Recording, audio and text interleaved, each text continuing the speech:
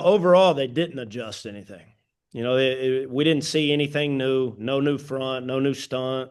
It was very, very similar to the first half. I just thought at times we flinched. And overall, I thought that there was a time where it's human nature. You probably felt the momentum start to swing, and you start second guessing things, and you start second guessing maybe fundamentals, or you start to press and, oh, I got to make a play, or I got to do this, or I got to do that. And I felt like if we would have just performed and trust our operation that had gotten us that far, that we would have been able to execute. But I tip my hat to Tulsa. They found a way, and we didn't. So there were some failings then on execution on the offensive side, things that were working in the first half, they stopped doing in the second. Yeah, I mean, I just think overall we there were certain aspects where we may have made that block 2 to 3 times earlier and maybe didn't sustain it, or missed a block, or missed a read, or had a fundamental breakdown trying to make a play.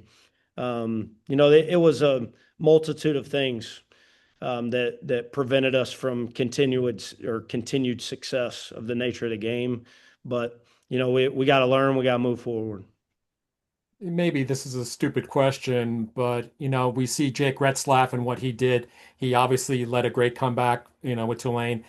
Yeah, I think a lot of credit has to go to Tulsa for how they executed in the second half. And Don Richardson was just a really tough player for Army to defend. So how much credit should go to the opponent that they just kind of beat you there?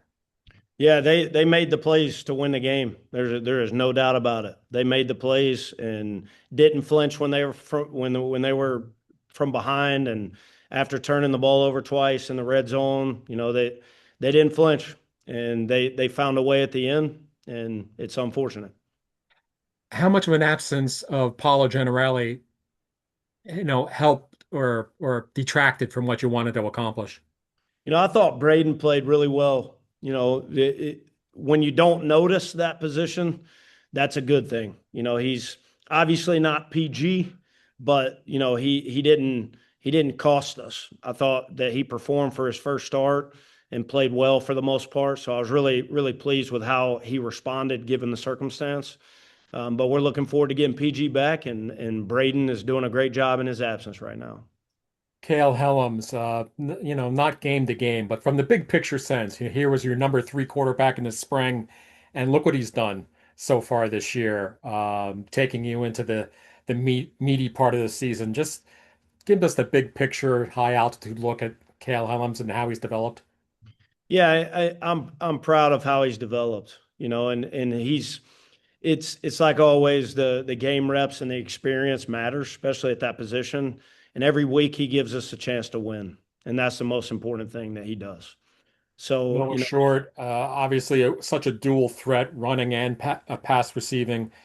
Um, I asked him a few minutes ago if, there seemed to be a couple games ago where teams just really game planned him well. But it seems like you coaches have done a real good job of late uh, finding new ways to get him the ball, and he's been very productive. yeah, I mean he's always a focal part of the offense, and he's going to get his touches whether it's in the pass game or the run game, and continued creativity to find unique ways to get him the football. He's one of the most dynamic players we have, and we've got to continue to facilitate ways to get him the rock. Noah aside, is there any way to get the running backs more production here?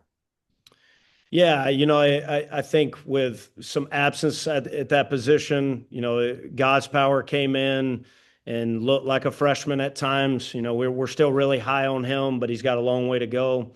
And Jake and Carson are going to get what they get. They're not the most dynamic guys, and they'll say the same. But those hard nosed runs and between the tackles and trying to finish runs. But we certainly have to keep that production out of that room improvement. Moving forward if we're going to have a shot. I know it's way too early, but God's power, do you plan on keeping him as a back or quarterback or what? I think once we get through the season, we'll assess where things are going into the spring. he certainly has the capability of doing both in the spring. But we'll evaluate it after the season and kind of see where things are in recruiting, see what the roster management looks like, and make a decision moving forward. UTSA's had a great success in the conference in recent years, but Army's been a team that's knocked them off twice in 20 and 23 here. Does that mean anything? Does it sort of lend a credence like, hey, we've done it before? I think maybe for the guys who have played there, they have memories of that, and but it's completely different team, completely different year, completely different, guys on their team as well with the transfer portal and the guys that they brought in. So I do think that it's a when you look at it and if you read social media or something like that, and you look at their record, it's pretty impressive what they've done this season.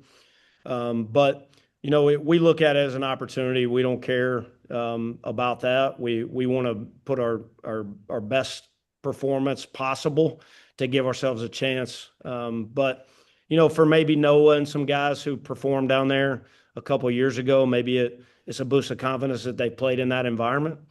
But it's another game. It's on the road. It's going to be a huge challenge, and we've got to do our best this week to give ourselves a shot. Is it tough coaching in the dome?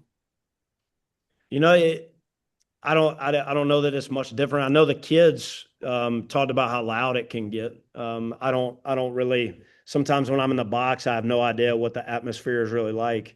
But I know that it gets loud and they get into it, and the atmosphere in that stadium is a great atmosphere for college football. All right, sounds good. Cody, appreciate your time. Happy Thanksgiving to you. All right, Ken. Happy Thanksgiving to you. Thanks, All right, Coach. guys. See you Take guys. care. Thanks, guys. See you, Eric. See you guys. Thanks, Cody. Thanks, Eric. Take care.